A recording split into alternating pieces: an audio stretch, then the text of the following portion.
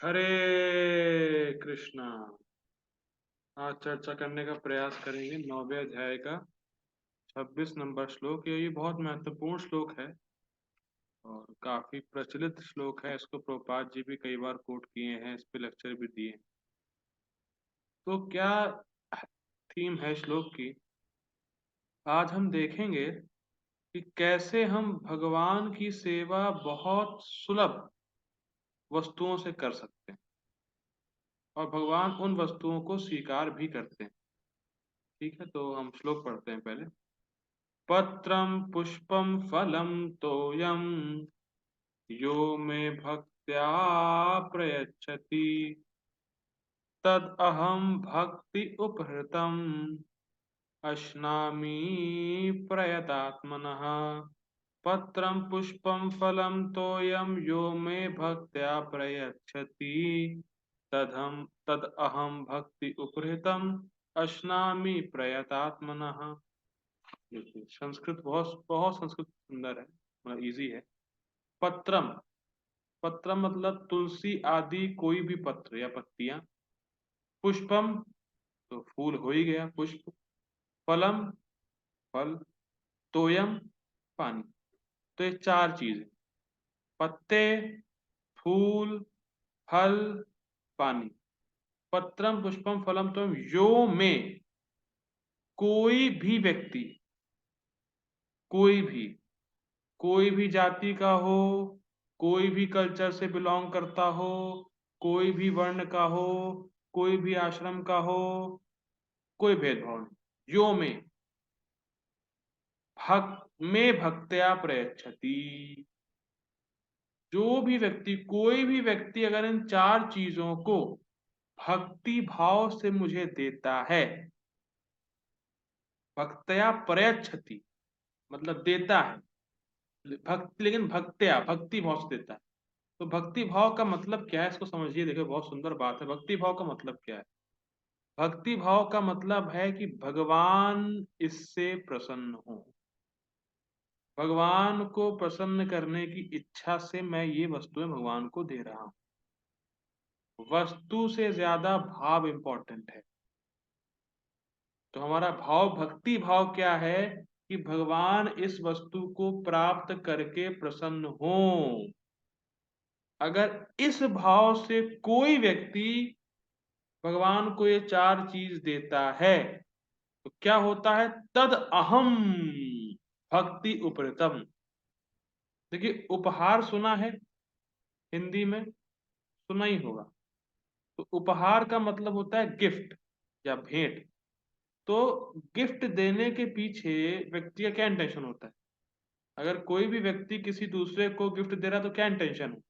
अभी तो मेरा शरीर का जन्मदिन निकला ही है कल तो गिफ्ट मान लीजिए कोई व्यक्ति दे तो क्या इंटेंशन हो? तो गिफ्ट देने के पीछे इंटेंशन ये होता है कि यार इस व्यक्ति को पसंद आ जाए, ये इसको पाके खुश हो जाए। यही तो इंटेंशन होता है गिफ्ट देने का, कि भाई इसको पसंद आ जाए, इसको ये देखे तो खुश हो जाए। तो उसी प्रकार से भक्ति उपरतम, यहाँ पे भक्ति उपरतम का अर्थ है कि हम उपहार दे रहे हैं भगवान को प्रसन्न करने के। भाई उपहार देने के पीछे क्या इंटेंशन है? कि सामने वाला व्यक्ति पसंद हो। तो भक्ति उपरतम, तो हम भगवान को कुछ ऑफर कर रहे हैं, कुछ उपहार दे रहे हैं जिससे भगवान प्रसन्न हो। मैंने अच्छे से अच्छा खाना खाना बनाया है ताकि कृष्ण सुखी हो इसको पाकर। ये इंटेंशन होना बहुत जरूरी है। ये बहुत सुंदर है। देखिए, ये चार चीज भगवान ने हमें दी हैं। ये चार चीजें, पत्रम पुष्पम फलम तोयम, ये भगवान के द्वारा हमें दी गई हैं। पर हम जब उन्हीं चीजों को भगवान को सुखी करने की भावना से भगवान को देते हैं तो भगवान इसे स्वीकार करते हैं। भगवान को इन चीजों की जरूरत नहीं है क्योंकि उन्होंने ही हमें दिया है, पर भगवान इसे फिर भी स्वीकार करते हैं ताकि देने वाले को लाभ हो। भगवान को आवश्यकता नहीं कोई चीजों की, इन सब चीजों की, भगवान ने तो हमें दी है, पर भगवान इसे फिर भी स्वीकार करते हैं कि देने वाले को लाभ हो, कि जब कृष्ण को देंगे तो कृष्ण उसके बदले में हमें बहुत देंगे। ये है मेन इंटेंशन, या मतलब इंटेंशन मतलब ये है मेन फिलॉसफी। जैसे एक कौशिक नाम के व्यक्ति हुए थे, ये भागवतम में आती है कथा, बलि महाराज बताते हैं। एक कौशिक नाम के व्यक्ति थे, उन्होंने भगवान को केवल एक बार जल दिया और उस जल को देने से वो इंद्र बन गए। अब बताइए, एक बार जल दिया इंद्र बन गए। तो भक्त इतना चतुर है कि इन सुलभ वस्तुओं को देके, पत्रम पुष्पम फलम तोयम, तुरंत मुक्ति लाभ प्राप्त कर सकते। नरसिंह पुराण में एक श्लोक आता है कि भाई जब कोई भी इंसान बहुत सुलभ चीजों को मुकुंद के चरणों में चढ़ाने से मुक्ति प्राप्त कर लेता है। मुकुंद क्यों बोला गया? मुकुंद मतलब मुक्ति देने वाले।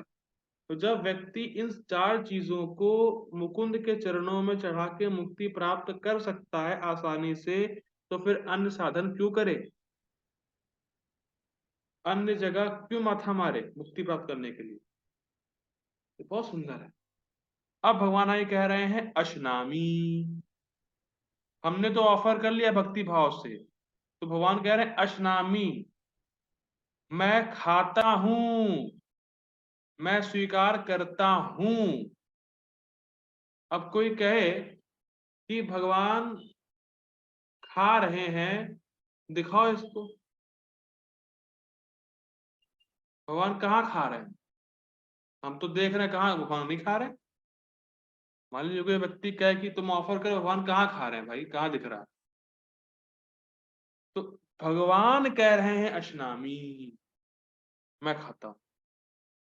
प्रभुपाद जी संबंध में कहते हैं बहुत सुंदर बात कि भाई कोई मान लीजिए आपसे पूछे भगवान कहाँ खा रहे हैं, दिखाओ हमें। प्रभुपाद जी कहते हैं उनसे कहिए भैया मैं तो मूर्ख हूं, मैं तो फूल है नास्कल हूं, मुझे कुछ नहीं पता है। पर भगवान बोल रहे हैं मैं खाता हूं, और मेरे गुरु जी बोल रहे हैं भगवान खाते हैं, तो मैं आपकी बात क्यों सुनूं? मैं थर्ड पर्सन की बात क्यों सुनूं? भाई मैं तो मूर्ख हूं, लेकिन मैं ये देख रहा हूं भगवान कह रहे हैं मैं खाता हूं, और मेरे गुरु जी बोल रहे हैं भगवान खाते हैं, तो मैं आपकी बात क्यों सुनूं? मैं क्यों सुनूं आपकी बात? तो मैं भगवान की बात सुनूंगा ना, मैं अपने गुरु जी की बात सुनूंगा, आपकी बात क्यों सुनूं? गोपाल जी संबंध में ये बात करते हैं। या इसको सिंपल समझिए ऐसे, भाई मान लीजिए आप किसी एक विषय में अज्ञ हैं, नहीं जानते हैं उसे, और आप किसी के पास, टीचर के पास शिक्षा लेने जा रहे हैं। ठीक है, जैसे मान लीजिए किसी व्यक्ति को क्वांटम फिजिक्स नहीं आती, वो पढ़ने जा रहा है कहीं। अब कोई रास्ते में पान वाला कोई कहे उस व्यक्ति से, उस बच्चे से, या जो पढ़ने जा रहा है, अरे आपने वेव्स देखे हैं? वेव्स कहाँ होते हैं? कुछ कुछ नहीं होते। तो कहेगा तुम पान वाले, तुम जानते क्या हो क्वांटम फिजिक्स के बारे में? भाई मैं तो नहीं जानता हूं, पर बुक में लिखा है होती है, मेरे टीचर कहते हैं होती है, तो होती है। तुम कौन होते हो बोलने वाले? तुम तो पान वाले हो, तुम्हें क्या पता? ऐसे ही तो बोलेंगे ना हम। भाई उसको क्या पता, तो पान वाला है, उसने कभी पढ़ी है क्वांटम फिजिक्स? उसने कभी देखी भी है? तो ऐसे जो आजकल अज्ञ लोग हैं, उन्होंने कभी शास्त्र पढ़े हैं, शास्त्र खोले हैं, भगवान की बात को सुनते हैं, तो हम उनसे क्यों सुने? हम सुनेंगे भगवान से सुनेंगे, जो भगवान के भक्त हैं उसे सुनेंगे। भाई भगवान के बारे में तो भगवान के भक्त ही बता सकते हैं ना। भाई मेरे बारे में तो मेरे परिवार वाले ही बता पाएंगे ना। और जो अन्य इधर उधर के लोग हैं वो क्यों बताएंगे मेरे बारे में? ये जानते क्या है मेरे बारे में? तो उसी प्रकार से भगवान अशनामी, भगवान स्वीकार करते हैं कि भगवान खुद बता रहे हैं, और भगवान के भक्त भी यही बताते हैं। तो मैं थर्ड पर्सन से, थर्ड क्लास के आदमी से क्यों सुनूं? ये बात, ठीक। और दूसरा संबंध में परम पूज्य दादा महाराज जी बताते हैं, वो तो और सुंदर कहते हैं। वो कहते हैं कि भाई आप भोग लगा रहे हैं और खाना वैसा का वैसे सामने आ रहा है आपके सामने, कोई चेंज नहीं हो रहा। तो वो इसीलिए है कि अगर भैया भगवान ने एक बार भी खा लिया, मान लीजिए आपने 4 रोटी ऑफर करी और 3.5 आई रिटर्न में, तो आप कभी दोबारा भगवान को भोग लगाएंगे ही नहीं। इसीलिए भगवान एज इट इज देते हैं वापस। भाई एक बार भी आप मान लीजिए आपने 4 रोटी का भोग लगाया और 3 रोटी वापस आई, हैं भगवान ने खा लिया, कम देते हैं भगवान, आप दोबारा भोग ही नहीं लगाएंगे। ये सुंदर बात है। और एक और लॉजिक है, एक और फिलॉसफी है। हम जानते हैं कि स्पिरिचुअल वर्ल्ड में 1 + 1 = 1 होता है। ओम पूर्णमदः पूर्णमिदं पूर्णात् पूर्णमुदच्यते पूर्णस्य पूर्णमादाय पूर्णमेवावशिष्यते। पूर्ण से पूर्ण निकलेगा तो पूर्ण रहेगा, और पूर्ण में पूर्ण जुड़ेगा तो पूर्ण रहेगा। 1 - 1 = 1, 1 + 1 = 1, ये स्पिरिचुअल वर्ल्ड की कैलकुलेशन।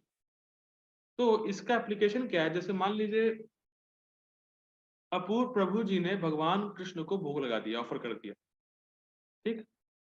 अब खुशबू माता जी को दोबारा भगवान को भोग लगाने की इच्छा हुई कि मैं एक बार और भगवान को ऑफर करती हूँ।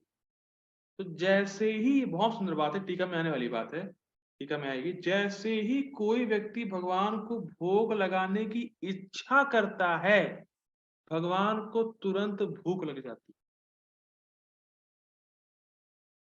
बहुत सुंदर बात। बस भगवान भगवान को ऑफ भक्त मतलब भक्त ने इच्छा की कि भगवान को मैं ऑफर करूं, तुरंत भगवान को भूख लग जाती, तुरंत। जब भक्त को इच्छा होती है कि मैं भोग लगाऊं, तो तुरंत कृष्ण को भूख लगना शुरू हो जाती है, और वो चाहते हैं कि व्यक्ति मेरे से भोग लगाए। बहुत सुंदर बात। बहुत से केसेस देखते हैं हम लोग, शास्त्रों में बहुत सारे उदाहरण इस बात के हैं, लेकिन मैं उधर नहीं जाऊंगा, मैं क्लास बहुत लंबी हो जाएगी। ठीक, आगे पढ़ते। प्रयतात्मनः, प्रयतात्मना का अर्थ है साफ सुथरा या शुद्ध। ये नहीं कि हम शबरी बन जाएं, हमने पहले खाना बनाया, खूब अपना पेट बिल्कुल फुल कर लिया, और जो बचा हुआ सामान है भगवान आपके लिए। ना ना, झूठा नहीं देना भगवान को, ना झूठा देना है भगवान को, ना झूठे बर्तन में देना है, ना गंदे बर्तन में देना, साफ सुथरे बर्तन में भगवान को ऑफर करना। तो प्रेतात्मना मतलब जो रूल्स एंड रेगुलेशंस फॉलो करता है, जो शुद्ध रूप से भगवान को ऑफर करता है, ठीक, उसी प्रकार से करना चाहिए। ये सब जरूरी है, ये सब हमारे कृष्ण कॉन्शियस को दिखाता है कि हम कॉन्शियस हैं कि ये कृष्ण के लिए, ये दिखाता है। ठीक, पढ़ते हैं अनुवाद प्रभुपाद जी का। बहुत सुंदर श्लोक है, एप्लीकेशन इसकी बहुत है। यदि कोई प्रेम तथा भक्ति के साथ मुझे पत्र, पुष्प, फल या जल प्रदान करता है, तो मैं उसे स्वीकार करता हूं।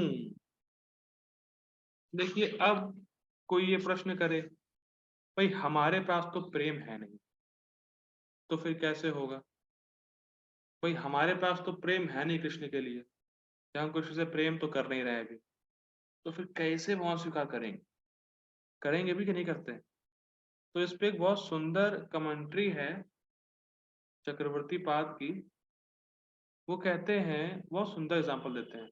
वो कहते हैं पूतना जो है भगवान के पास आई और भगवान को विष देने आई थी, उनको मारने के लिए आई थी, तो भी भगवान ने स्वीकार किया। मतलब पूतना की इंटेंशन है कृष्ण को चोट पहुंचाने की, कृष्ण को मारने की, लेकिन भक्त भले ही भगवान से प्रेम नहीं कर रहा, लेकिन उसकी इंटेंशन कृष्ण को नुकसान पहुंचाने की तो नहीं है, तो क्यों नहीं स्वीकार करेंगे? जब भाई, जब पूतना की इंटेंशन कृष्ण को हार्म करने की थी, फिर भी कृष्ण ने स्वीकार किया, तो भक्त की इंटेंशन तो कृष्ण को नुकसान पहुंचाने की है नहीं, भले ही प्रेम ना हो, लेकिन कृष्ण को नुकसान पहुंचाने की तो है नहीं, तो भगवान क्यों नहीं स्वीकार करेंगे? ये फर्स्ट पॉइंट।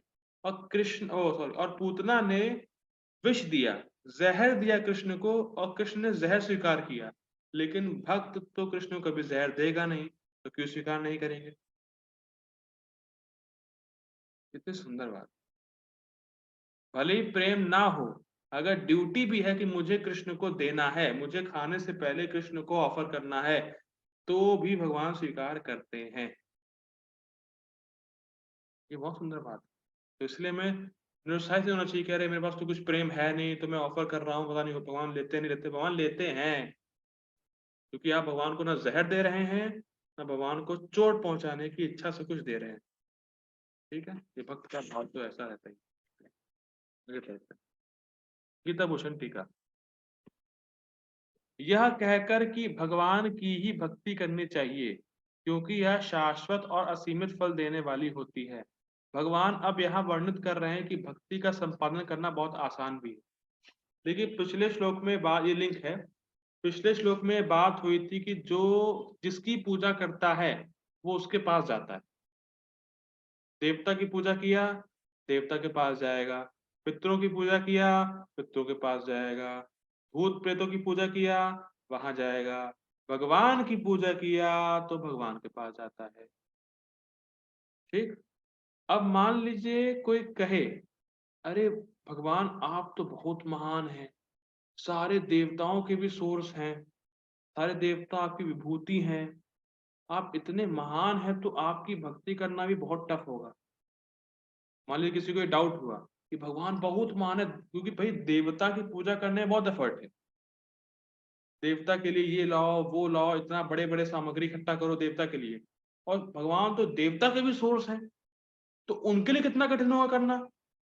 मान लीजिए किसी को डाउट हुआ तो भाई जब देवता के लिए इतना एफर्ट्स लगाना पड़ता है यज्ञ करने के लिए, हवन करने के लिए, उनको संतुष्ट करने के लिए, तो भगवान तो देवता के भी सोर्स हैं, तो उनकी पूजा करना तो बहुत कठिन होगा, बहुत टफ होगा। अगर किसी के मन में डाउट आए कि भगवान इतने महान हैं और हमारे पास छोटी छोटी वस्तुएं हैं, भगवान कैसे संतुष्ट होंगे उससे। भाई हमारे पास तो बहुत छोटी वस्तुएं हैं, हम तो बहुत मतलब नगण्य है भगवान के सामने, तो भगवान हमारी सेवा को स्वीकार कैसे करेंगे। तो इसलिए भगवान ये श्लोक बोल रहे हैं कि मेरी भक्ति करना बहुत आसान है।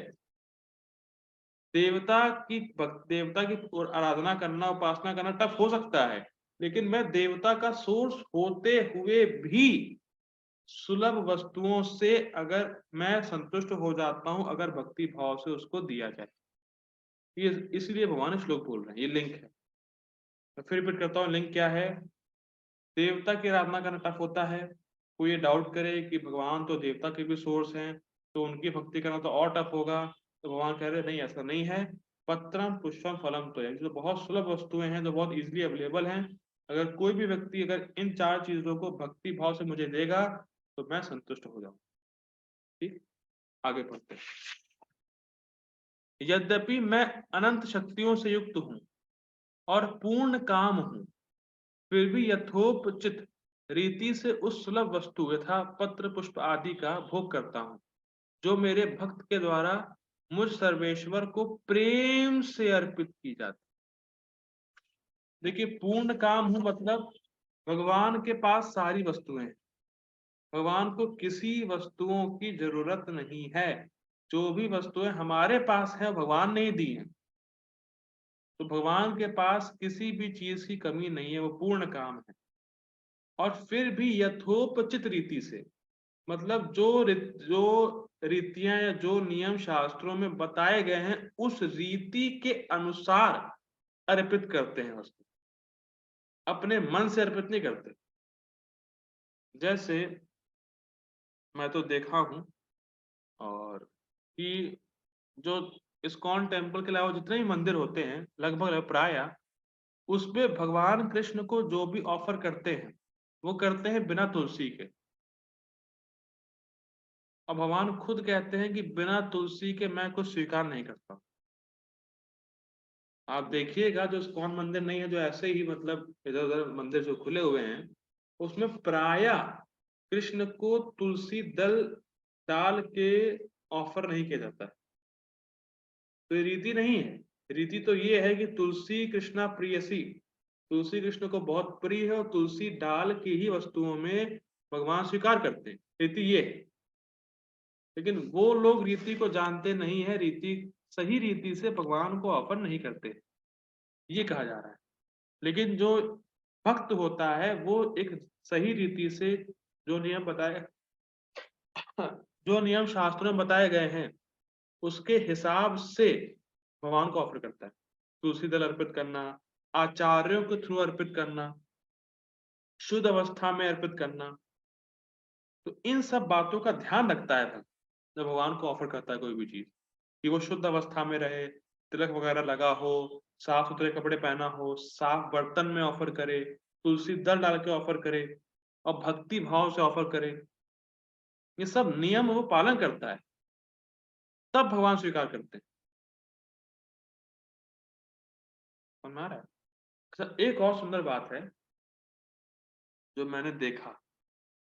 एक मंदिर है बनारस में, मुझे नाम नहीं याद आ रहा है, मंदिर है बनारस में, उसमें हनुमान जी को ऑफर करते हैं तुलसी डाल के, जबकि शास्त्रों में हरि भक्ति विलास में आया है कि देवताओं को तुलसी ऑफर करना अपराध है।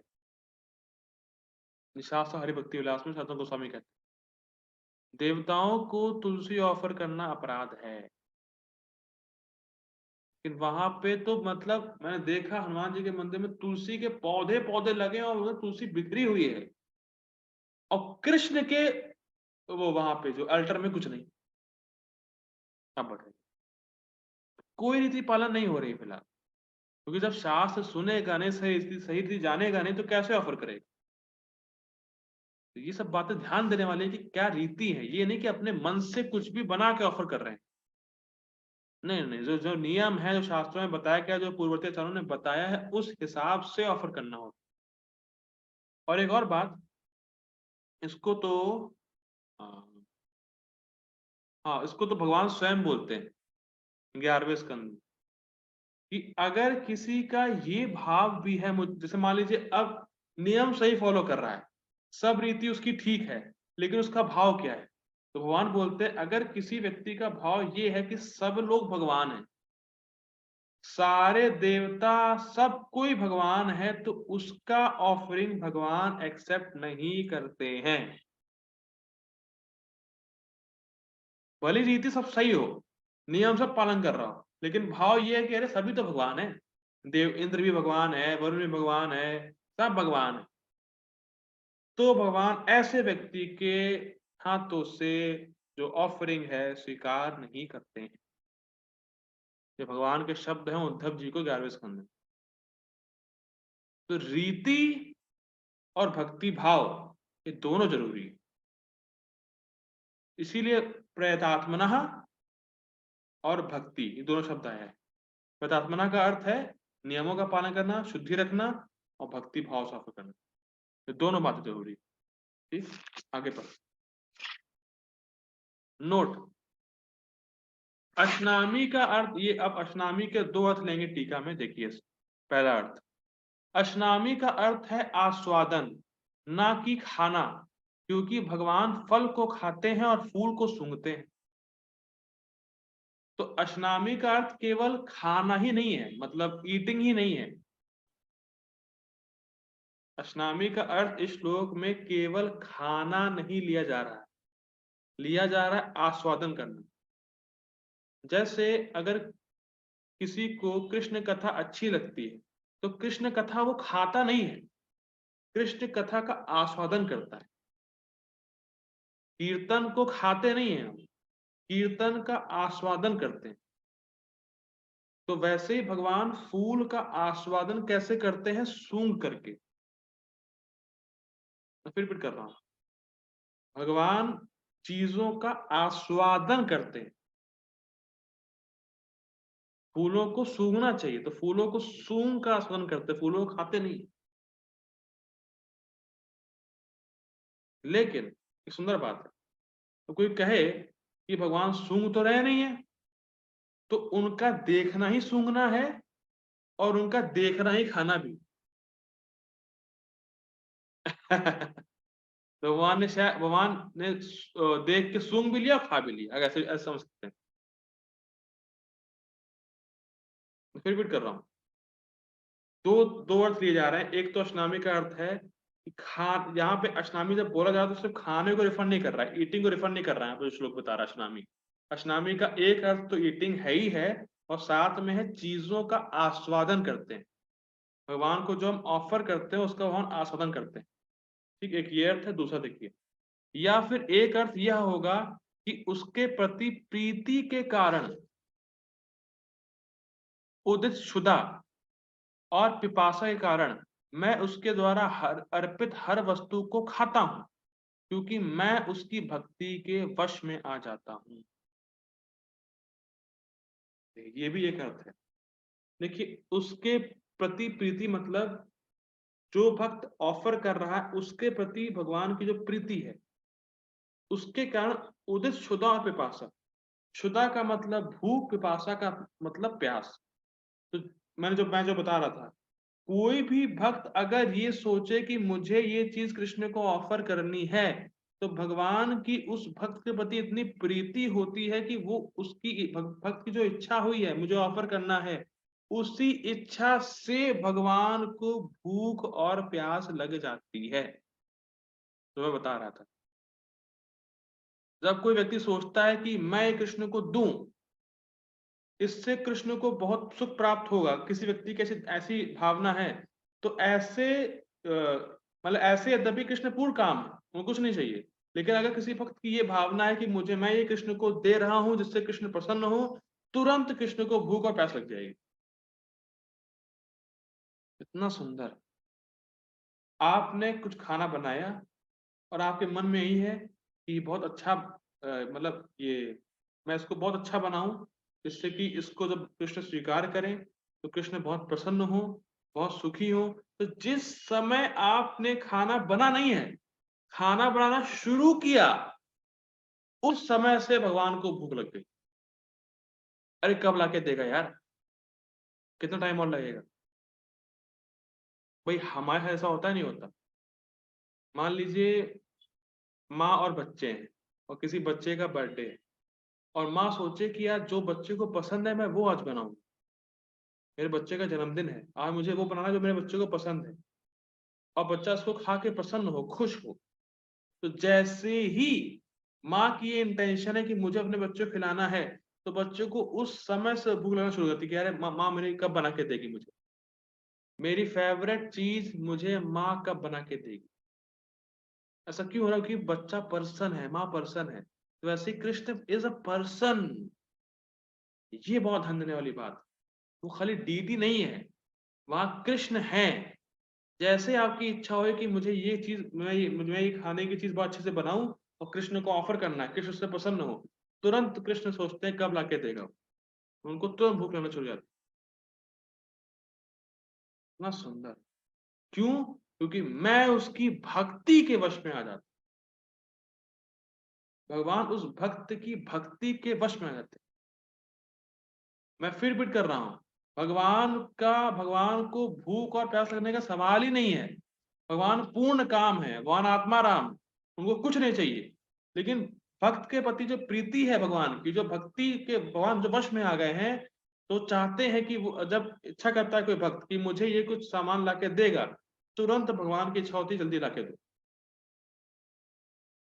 बहुत सुंदर बात है, इसीलिए भगवान को अर्पित करना चाहिए हमें।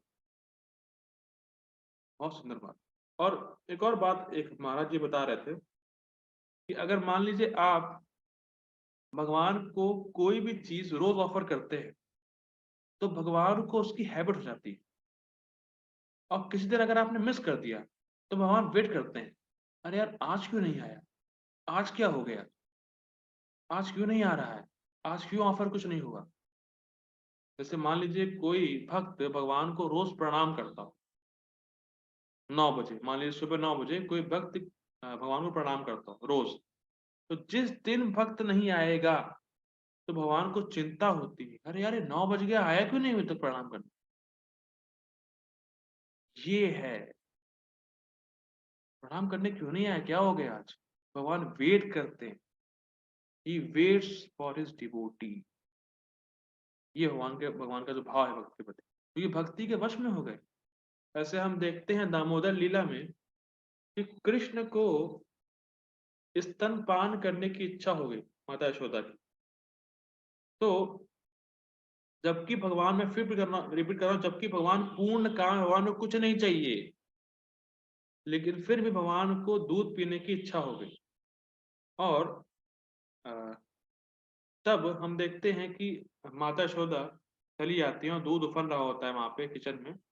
तो एक आचार्य टीका करते हैं उसमें इस संबंध में कि दूध क्यों उफन रहा था। वो इस टीका करते हैं कि जैसे माता यशोदा को कृष्ण को दूध पिलाने की इच्छा हमेशा होती थी।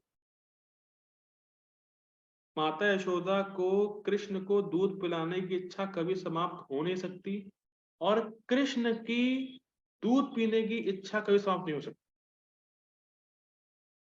माता यशोदा को दूध पिलाने की इच्छा कभी समाप्त नहीं होगी, और कृष्ण की भूख कभी समाप्त नहीं होगी।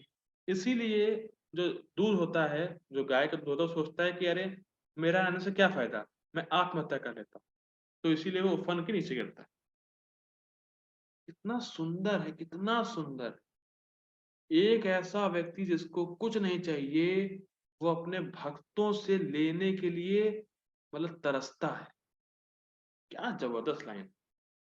विचार करें तो आप, कुछ नहीं चाहिए, सब कुछ उनका है, लेकिन फिर भी भगवान भक्त से लेने के लिए तरसते हैं। तो मेन बात क्या है कि कृष्ण अपने भक्तों की प्रीति के कारण भूखे होते हैं। वस्तु नहीं चाहिए भैया, वस्तु तो इतनी है कि आप क्या दे सकते हैं कृष्ण को, आपका है ही क्या। पर कृष्ण अपने भक्तों की प्रीति के वश में हो जाते हैं। प्रीति के कारण भगवान को भूख लगती है, प्यास लगती है। बहुत सुंदर। आज का श्लोक थोड़ा सा भावुक करने वाला है। नोट, यद्यपि वह वस्तु खाद्य ना भी हो तो भी भगवान उसको खाते हैं। जब भगवान का भक्त भक्ति से या प्रेम से भगवान कुछ ऑफर करता है, तो भगवान उस प्रेम के कारण समझ नहीं पाते, अरे इसको खाना है, सूंघना है, क्या करना है इसको। मैं फिर रिपीट कर रहा हूं, भगवान का भक्त कुछ भगवान को ऑफर किया प्रेम से, तो भगवान इतने खुश होते हैं, अरे यार ये वस्तु को खाना है, सूंघना है, क्या करना है, क्या करना है, और सब खा लेते। एक अर्थ ये, अशनामी का एक अर्थ ये था कि अशनामी सिर्फ खाने के लिए यूज नहीं हुआ है, भगवान वस्तुओं का आस्वादन करते हैं। और दूसरा ये है कि भगवान जो है भक्त की प्रीति के वश में हो जाते हैं। और जब भगवान का भक्त भगवान को कुछ ऑफर करता है तो समझ नहीं पाते इसको खाना है, करना क्या है इसका, खाऊं कि सूंघूं, क्या करूं, सब खा लेते हैं। इतने ज्यादा खुश हो जाते हैं, इतने ज्यादा एक्साइटेड हो जाते हैं कि सब खा लेते हैं। ये है अब क्या, मतलब भगवान के क्या अचिंत्य गुण हैं। एक तरफ देखें तो पूर्ण आत्मा राम, भक्तों का पालन करने वाले, सब करने वाले, और दूसरी तरफ भक्त जो ऑफर कर रहा है उसको भगवान उसको ले रहे हैं। क्या मतलब बताया जाए, अचिंत्य गुण है भगवान। इसीलिए भगवान को समझना आसान नहीं। भूखे हो जा रहे हैं, प्यासे हो जा रहे हैं कि भक्त कब लाके देगा, वेट कर रहे हैं। और दूसरी तरफ भक्तों के पास जो चीज है उनका पालन भगवान कृष्ण ही कर रहे हैं। और एक तरफ वो भक्त से मतलब भूखे प्यासे भगवान मतलब भक्त से लेना चाह रहे हैं। बहुत सुंदर है मतलब गुण है अगर देखा जाए। ठीक है, अब मैं ऐसा करता हूँ कि मैं मीटिंग एंड कर रहा हूँ, मीटिंग का टाइम खत्म हो रहा है। So please join again. आज हम लोग सिर्फ टीका ही देखेंगे, टीका थोड़ी सी बाकी है, तो प्लीज ज्वाइन अगेन। हरे कृष्णा। हरे कृष्णा। एक बात मुझे अब ध्यान में आई, एक भक्त बता रहे थे कि जब भी कोई भक्त भगवान को ऑफरिंग करे तो उनका भाव ये होना चाहिए कि हे कृष्णा, मेरे अंदर कोई भक्ति नहीं है, मेरे अंदर कोई योग्यता नहीं है, लेकिन तुलसी महारानी की भक्ति के थ्रू आप इस भोग को स्वीकार कर। मेरे अंदर कोई भक्ति नहीं है, मैं बहुत अयोग्य व्यक्ति हूँ, मेरे अंदर कोई योग्यता है नहीं, पर तुलसी महारानी इसमें है, उनकी भक्ति से आप इस भोग को स्वीकार कर पा मतलब कर रहे हैं। तो प्रोपात जी संबंध में एक प्रोपात जी क्लिप है, 1.5 मिनट की शायद मेरे ख्याल से है, सुनी होगी आप लोगों ने, कि don't be puffed up, you are dealing with Krishna. वहाँ प्रभुपाद जी वहाँ कहते हैं कि हमेशा एक भक्त को ऑफरिंग इस प्रकार करनी चाहिए कि मेरे अंदर कोई योग्यता नहीं, मेरे अंदर कोई अच्छे गुण नहीं है, मेरे अंदर कोई भक्ति नहीं, लेकिन फिर भी मैं कृष्ण जितना मुझसे हो सका, जितना मेरा सामर्थ्य था, मैं वो आपके समक्ष लेके आया हूँ, कृपया इसको स्वीकार करें। ये भाव होना चाहिए, ये नहीं भगवान I am very advance devotee, मैं बहुत बड़ा भक्त, ये स्वीकार करें इसको, नहीं चलेगा, नहीं चलेगा। जितना आप में ये भाव हो मेरे अंदर भक्ति नहीं है, उतनी भक्ति है, यही तो गुण है। जितना आप नम्र बन के भगवान को ऑफर करेंगे, भगवान उतना अच्छे, उतने प्रसन्नता से उसको वो ऑफरिंग लेंगे। इसीलिए प्रभुपाद जी कहें कि नम्र हो के भगवान को ऑफरिंग करनी चाहिए। ये बात कभी भी घमंड नहीं करना चाहिए कि मेरे पास इतना पैसा है कृष्ण, मैं आपको 10 लाख रुपए दे रहा हूं। रुपए हैं किसके, किसके रुपए हैं? कृष्ण के। और दिए भी कृष्ण ने हैं, तुम्हारी कोई योग्यता नहीं है। तो इसीलिए कृष्ण को बड़े नम्र भाव से कि मेरे अंदर कोई योग्यता नहीं, कृष्णा कृपया स्वीकार करें, इस दास की भेंट को स्वीकार करें, इस भाव से करना चाहिए। अब जो है इस अगले पैराग्राफ में ये बता रहे हैं कि जो भक्त है वो कैसा है। अभी बताया कि भगवान कैसे हैं जो स्वीकार करते हैं, अब भक्त कैसा है जो भगवान को ऑफर करता है। ठीक, देखिए यह कैसा व्यक्ति है, मतलब भगवान के भक्त कैसे, यह कैसा व्यक्ति है, तो इस पर कह रहे हैं प्रतात्मनः, अर्थात विशुद्ध मन वाला या निष्काम। इसलिए निष्काम भाव से मुझ में अनुरक्त होकर जो वह देता है उसे मैं खाता हूं। इसके विपरीत भाव से और बिना मेरे प्रति आसक्त हुए यदि कोई मुझे अर्पित करता है तो मैं उसे स्वीकार नहीं करता। जैसा मैं बता रहा था, विनम्र भाव हो, निष्काम भाव हो, मेरे अंदर कोई योग्यता नहीं। अच्छा, अब कोई कह सकता है कि भाई हमारी तो कोई आसक्ति कृष्ण से है नहीं, तो कैसे काम बनेगा, हम कहाँ भी आ सकते हैं कृष्ण में, हमारे कृष्ण में आसक्ति है ही नहीं। तो समझना चाहिए, नहीं ऐसा नहीं, हमारी आसक्ति है, आपकी आसक्ति है। इसको आप समझिए, सिद्धांत क्या है, मतलब क्या फंडा है, समझिए इसका। जब हम गुरु की बात को स्वीकार करके उनके आज्ञा अनुसार चलते हैं, तो जो गुरु महाराज की आसक्ति है उसमें हम उनकी असिस्टेंस करते हैं, मतलब हेल्प करते हैं। हमारी भले कोई आसक्ति नहीं है, पर गुरु महाराज की आसक्ति है कृष्ण में। कोई हम में आसक्ति नहीं है, वो ठीक है, हम स्वीकार कर रहे हैं, पर गुरु महाराज की तो आसक्ति कृष्ण में है ना। तो जब हम उनके नियमों को पालन करते हैं, जो उन्होंने बताए हुए नियम का पालन करते हैं, उनकी आज्ञा मानते हैं, तो हम उनकी आसक्ति में हेल्प करते हैं। हम भगवान की पूजा नहीं कर रहे हैं, हम अपने गुरु महाराज को पहले देते हैं ऑफरिंग, फिर वो भगवान को देते हैं।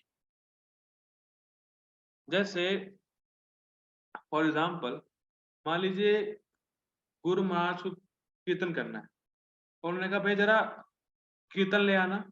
अब सॉरी, माफ कीजिए, गुरु महाराज को कीर्तन करना है और महाराज जी ने कहा करताल ले आना। अब करताल ला के महाराज को दे दी। ठीक, अब महाराज जी कीर्तन करेंगे और कृष्ण को, मतलब कृष्ण का जो उनके प्रति जो भाव, कृष्ण के प्रति जो भाव महाराज जी का होगा, उनको व्यक्त करेंगे, कीर्तन करेंगे, बड़ा अच्छा है। जो कीर्तन करने की जो आसक्ति महाराज जी की है, उसमें आपने थोड़ा सा हेल्प किया, करताल लाकर उनको दे दी,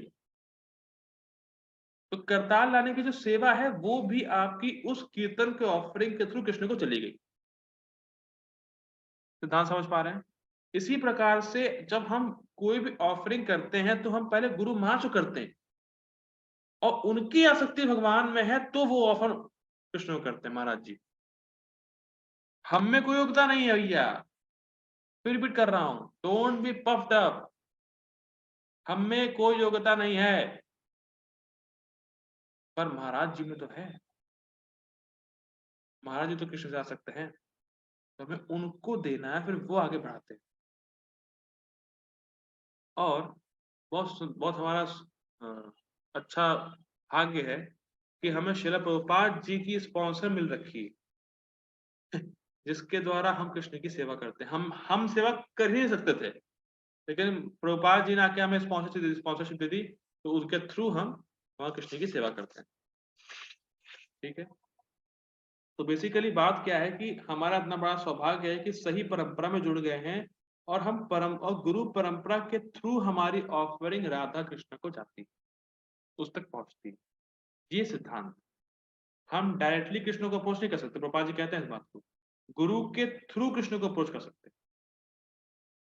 ठीक, और एक और बात, बहुत सुंदर बात है, अगर आपको किसी व्यक्ति से प्रेम है तो उसको आप वही वस्तु देंगे जिससे वो प्रसन्न हो।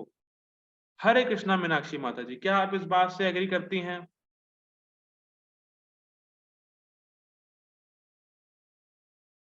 कि आप सो रही हैं, तो पता नहीं चल रहा है ठीक है, सो भी रही है तो कम से कम कुछ श्रवण हो तो रहा है, पता नहीं, मैं सुन तो नहीं। ठीक है, हरे कृष्णा प्रभु जी, आप बताइए सिद्धांत ठीक है?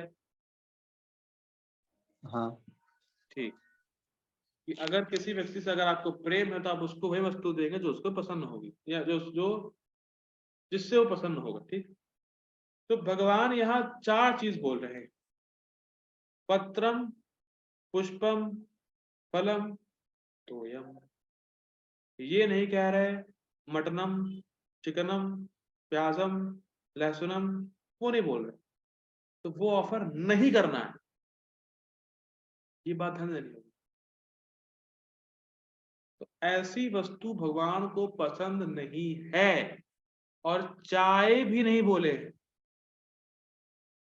इंडिया में बहुत चलता है कि हमारे लड्डू गोपाल का ये भाव है कि हम सुबह की चाय लड्डू गोपाल के साथ उनको देते हैं। नहीं देना है, नहीं देना है। जैसे मान लीजिए कोई व्यक्ति बहुत थका हो, गर्मी का समय हो, बाहर बिल्कुल तपती धूप में चल के वो आया हो और आपसे पानी मांगे, तो आप कहे अरे पानी क्यों, अरे यार पानी नहीं देंगे, मेहमान है, बड़े आदमी है, पानी पानी नहीं देंगे। पानी क्या करेंगे, सूप देंगे, सूप। तो क्या वो प्रसन्न होगा? भाई वो पानी मांग रहा है प्यास बुझाने के लिए, आप सूप दे रहे हो ऊपर से और गर्म दे रहे हैं, तो क्या प्रसन्न होगा वो? आपको अच्छा लगेगा? मान लीजिए मैं आप ही को दूं, आपने पानी मांगा, मैं कहूँ अरे पानी तो सस्ती चीज है, सूप महंगी चीज है, सूप ले लीजिए सूप, तो आपको अच्छा लगेगा? नहीं लगेगा। क्यों? क्योंकि आप एक व्यक्ति हैं, मशीन नहीं। तो कृष्ण पर्सन है, Krishna has all the feelings. तो भगवान बोल रहे हैं, उनको चाहिए क्या? आप अपने मन से नहीं दीजिए, जो मांग रहे हैं कृष्ण वो दीजिए। पानी मांगा गया है तो पानी दीजिए, सूप मांगा गया तो सूप दीजिए। और सेवा का अर्थ ही है, मैंने बहुत बार बताया है, सेवा का अर्थ है अपने सेव्य को प्रसन्न करना। अगर किसी को, जैसे फॉर एग्जाम्पल मान लीजिए किसी वैष्णव का पेट भर गया है, ठीक, अब आप कहेंगे अरे यार इतना अच्छा आइटम बना है, प्रभु जी को दें। आपने दे दिया तो सेवा नहीं, वो खाने का मन नहीं है ना, वो नहीं खाएंगे, जबरदस्ती दे दिया आपने। तो आपका तो है कि मैं उनको दूं, मैं उनको दूं, लेकिन उनको खाना ही नहीं है। उनको मना करने के बाद भी अगर आप देंगे तो क्या सेवा है? क्या प्रसन्न होंगे वो उस चीज से? आपका तो है कि मैंने दिया, मैंने दिया, मैंने दिया। अरे भाई वो लेके सुखी ही नहीं हुए तो क्या दिया? तो सेवा का अर्थ है जिसकी आप सेवा कर रहे हैं वो आपसे प्रसन्न हो, तो वो वास्तव में सेवा। तो भगवान बोल रहे हो क्या चाहिए? तो प्रीति का लक्षण ही वही है कि जो व्यक्ति को पसंद हो उसको वही दिया जाए, ये मेन बात। ठीक, आगे पढ़ते हैं। भक्ति शब्द को पहली पंक्ति में कहने के बाद भगवान पुनः दूसरी पंक्ति में कहते हैं कि मैं वह स्वीकार करता हूं जो भक्ति के द्वारा मुझे अर्पित किया जाता है। ठीक, अब देखिए बहुत सुंदर ये लाइन्स है।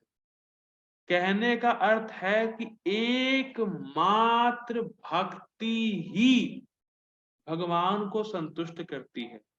वे किसी के ब्राह्मण के पद या तपस्या से संतुष्ट नहीं होते। बहुत अच्छी लाइन है। कितनी भी बड़ी कोई भौतिक योग्यता हो, उससे आप भगवान को संतुष्ट कभी नहीं कर सकते। कोई बहुत बड़ा पीएचडी का आदमी हो, एमबीए कर रखा, एमबीबीएस हो, तो वो उससे संतुष्ट भगवान नहीं होंगे। कोई भौतिक योग्यता से भगवान संतुष्ट नहीं होंगे। और इसको कनेक्ट किया जाए, देखिए भगवान को संतुष्ट करना ही जीवन का लक्ष्य है, और कोई बड़ी भौतिक योग्यता से भगवान संतुष्ट होते नहीं है। तो हमें क्या अपना समय बहुत बड़े आदमी या कोई बहुत बड़ी भौतिक योग्यता में लगाना चाहिए? नहीं लगाना चाहिए। भक्ति करनी चाहिए, क्योंकि संतुष्ट भक्ति से ही होंगे।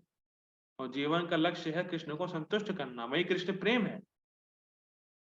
और कृष्ण प्रेम आपको भक्ति से मिलेगा, एमबीबीएस करने से नहीं मिलेगा, नौकरी करने से नहीं मिलेगा, कोई बहुत बड़े आदमी बनने से नहीं मिलेगा। ठीक है, ये अच्छी बात है, बड़े आदमी बन गए तो भक्ति भी करें। यदि बड़े आदमी बनने में समय लगा दिया अपना सारा समय और भक्ति करने का समय नहीं, तो उससे कोई फर्क नहीं, कोई फायदा नहीं। वो श्रम है वही केवलम, वो सिर्फ खाली वो है, मजदूरी है बस। तो हम सीख क्या रहे, केवल भक्ति ही भगवान को संतुष्ट करेगी। और भक्ति भावना, देखिए भक्ति भगवान को संतुष्ट करेगी, और भक्ति भावना से हमें भगवान को ऑफर करना। भक्ति भावना क्या है कि भगवान आप इससे प्रसन्न हो, मैं भगवान आपके लिए कर रहा हूँ, ये भक्ति भावना। ठीक, आगे बढ़। इन तीन श्लोकों में था सततम कीर्तयन्तो माम अनन्या चिंतयन्तो माम और पत्र पुष्पम फलम तोयम, ये तीन मतलब श्लोक हैं, 9वें अध्याय के ही हैं। में शुद्ध भक्ति क्रियाओं तथा कीर्तन आदि को भगवान को समर्पित करके संपादित किया जाता है, न कि कर्म योग की तरह संपादित करके अर्पित किया जाता है। ये लाइन बहुत फिलोसफिकल है, समझिए।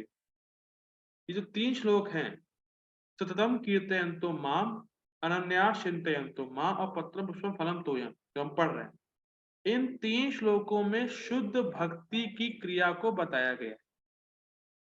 और शुद्ध भक्ति का मतलब क्या होता है? भगवान को समर्पित करके संपादित करते हैं, और कर्म योग में संपादित करके अर्पित करते हैं। इसको समझिए, डिफरेंस समझिए। देखिए, शुद्ध भक्ति में समर्पित हुए पहले, फिर क्रिया करी, और कर्म योग में क्रिया पहले की, फिर समर्पित किए। इन दोनों में अंतर समझ पा रहे हैं? कर्म योग और शुद्ध भक्ति में क्या डिफरेंस? शुद्ध भक्ति में पहले समर्पित किए, फिर क्रिया किए। कर्म योग में पहले क्रिया किए, फिर समर्पित किए। कर्म योग में क्रिया की फल भगवान को समर्पित करते हैं, लेकिन भक्ति में आप जो बना रहे हैं, मान लीजिए आलू पराठा बना रहे हैं, तो आलू पराठा वो कृष्ण के लिए ही बना रहे हैं, स्टार्टिंग से ही कृष्ण के लिए है वो। देखिए समझिए, आलू पराठा आपको खाना है, तो आपने आलू पराठा अपने लिए बनाया, फिर कृष्ण को ऑफर किया, ये कर्म योग। और वही आलू पराठा आप बना रहे हो स्टार्टिंग से कि मैं कृष्ण के लिए बना रहा हूं, कृष्ण को ऑफर करने के लिए बना रहा हूं, फिर आपने उसको खाया, ये भक्ति। भक्ति में पहले ही कृष्ण के लिए है। जैसे कीर्तन स्टार्टिंग से ही कृष्ण के लिए कर रहे हैं, इसको समझिए, दो एग्जांपल है। मान लीजिए किसी के महाराज जी घर पर आ रहे हैं, मान लीजिए मेरे जो गुरु महाराज है वो घर पे आए, ठीक। अब उसमें दो केस लीजिए, कर्मयोग और भक्ति में। अब महाराज जी आए तो मैं सोचा अरे यार कुछ तो खाने में बनाई है, दे दो महाराज जी को, ठीक हो गया। मैं भाई कुछ तो खाने के लिए घर में है ही ना, तो महाराज जी आएंगे, दे देना खाने को, ठीक। ये है कर्मयोग। अब दूसरे कैसे महाराज जी आए, तो मैंने कहा अरे देखो भैया महाराज जी आ रहे हैं तो उनके लिए ये बनाओ, ये भक्ति है। कुछ पड़ा हुआ दे दो, कर्मयोग। उनके लिए ही स्पेशली बनाओ, भक्ति। ये मूल बात। कृष्णानुशीलनम, भक्ति कर ही कृष्ण को प्रसन्न करने के लिए रहे, कृष्ण को प्रसन्न करने के लिए ही किया जा रहा है, भगवान के लिए ही बना रहे हैं ये भक्ति। अच्छा, अब जो बाहर से लेके आते हैं सामान ऑफर करने के लिए, भक्ति नहीं है वो वास्तव में। क्योंकि जो बाहर व्यक्ति, जिसको बाहर व्यक्ति जो चीज बनाया है, तो उसके मन में नहीं कि मैं कृष्ण के लिए बना रहा हूं। समझ पा रहे हैं? आप बाहर से कोई सामान लेके कृष्ण को ऑफर किए तो भक्ति नहीं है वो। क्योंकि जो बना रहा है उसको, उसके मन में ये नहीं कि मैं कृष्ण के लिए बना रहा हूं। पर हाँ, आपको खाना है, आपकी इच्छा है, तो आप बाहर से लेके आए और कृष्ण को दिए, तो ये कर्मयोग है।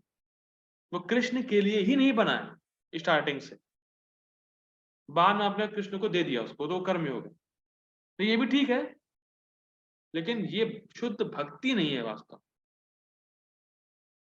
डिफरेंस समझ में आ रहा है? स्टार्टिंग से ही कृष्ण के लिए है। मैं आज किचन में गया हूं कृष्ण के लिए कुकिंग करने के लिए, ये भक्ति है। आज आज मैं किचन में गया हूं अपने परिवार के लिए बनाने के लिए, और मैं उसको फिर भोग लगा दूंगा, ये कर्मयोग है परिवार के लिए। लेकिन हाँ, भोग लगा दूंगा मैं कृष्ण को, वो कर्मयोग। तो स्टार्टिंग से ही कृष्ण के लिए होना, ये भक्ति है, शुद्ध भक्ति ये है। आगे बढ़ते हैं, देखिए देखिए क्लियर हो जाएगा। नोट, निष्काम कर्म योग में नियत कर्मों करने के बाद भगवान को अर्पित किया जाता है। मतलब पहले कर्म कर दिया फिर समर्पित, लेकिन भक्ति में पहले खुद को समर्पित कर दिया स्टार्टिंग में, कि मैं कृष्ण का दास हूं, और फिर यथा योग्यता कृष्ण के लिए ही कर रहा हूं, ये शुद्ध भक्ति। ठीक, इसको प्रहलाद के शब्दों से समझा सकता है। इति पुंसार पिता विष्णु भक्ति चैन नैव लक्षणा क्रियते क्रिएत भगवत अधा तन मन्ने धीतम उत्तमम। मैं 9 प्रकार की भक्ति को सर्वश्रेष्ठ मानता हूं, जो भगवान को समर्पित करके, पहले समर्पित हो गया, फिर भक्त के द्वारा संपादित की जाती। तो समर्पित करके मतलब वो क्रिया ही भगवान के लिए कर रहे हैं स्टार्टिंग से ही। ये ये नहीं कि मैं नौकरी अपने लिए कर रहा हूं, जो पैसा आएगा कृष्ण को दे रहा हूं, ये कर्म योग है। लेकिन मैं कृष्ण के लिए ही नौकरी कर रहा हूं, ये भक्ति। मैं पढ़ाई कर रहा हूं, अच्छे मतलब पढ़ाई करके नौकरी लग जाएगी, फिर जो है जो पैसा आएगा भगवान को दूंगा या भक्ति करूंगा, ये कर्म योग। मैं पढ़ ही कृष्ण के लिए रहा हूं, ये भक्ति। जिसमें आप अपना इंटरेस्ट देख रहे हैं कि मैं इसलिए पढ़ रहा हूं ताकि घर वाले खुश हो जाएं, ये ऐसा है वैसा ये वो, तो भक्ति नहीं है। लेकिन मैं पढ़ रहा हूं कृष्ण के लिए ही पढ़ रहा हूं, ये भक्ति हो जाएगी। मैं नौकरी कृष्ण के लिए ही कर रहा हूं, कृष्ण के लिए कहने का मतलब है कि मैं नौकरी इसलिए कर रहा हूं इसलिए मेरे जो घर वाले वो भक्ति ही करें। मैं नौकरी इसलिए कर रहा हूं ताकि मेरे घर वाले कृष्ण के लिए ही करें सब कुछ, ये भक्ति हो जाएगी। तो डिफरेंस बहुत सूक्ष्म में समझना पड़ेगा कि हम कर्म योग कर रहे हैं कि हम भक्ति कर रहे हैं। ठीक, नोट, स्वरूप से ही शुद्ध भक्ति की क्रियाएं भगवान को प्रारंभ से लेकर अंत तक प्रेम समर्पित रहती है।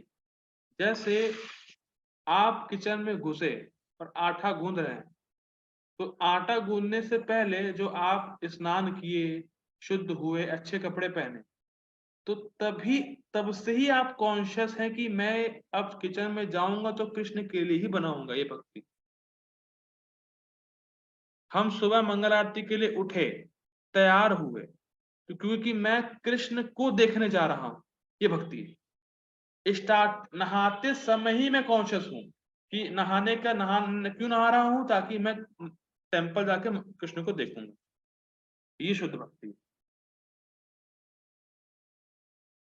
अब ये है, मान लीजिए सुबह किसी की कोई मीटिंग है, तो मैं नहा रहा हूँ मीटिंग में जाने के लिए, लेकिन बीच में कृष्ण को देख के चला जाऊंगा, ये कर्मयोग है।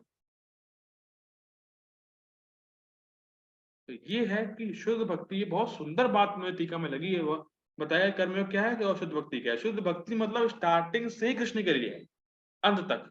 और कर्मयोग में बीच बीच में कृष्ण आएंगे। कर्मयोग में कृष्ण बीच में आते हैं, और भक्ति में स्टार्टिंग भी कृष्ण सही है, एंड भी कृष्ण सही है। तो भक्ति भाव से हमें भगवान को ऑफर करना है, मतलब मैं भगवान के लिए ही बना रहा, भगवान इससे प्रसन्न होंगे, भगवान प्रसन्न हो, भगवान सुखी हो, उसको स्वीकार करके, ये भाव होना चाहिए। ठीक, यानी मुझे खाना है तो चलो भगवान को ऑफर कर दें, कर्म कर्म बंधन नहीं लगेगा, तो वो फिर कर्म हो जाएगा, वो भक्ति नहीं। तो ठीक है, हम लोग ये रुकते हैं आज। हम लोग तो पाँच तात्पर्य कल देखेंगे, टाइम बहुत हो गया है। हरे कृष्णा। शिल thank you for joining all of you. शिल प्रभुपाद की जय, श्री भगवद गीता की जय। हरे कृष्ण। कल मिलते हैं।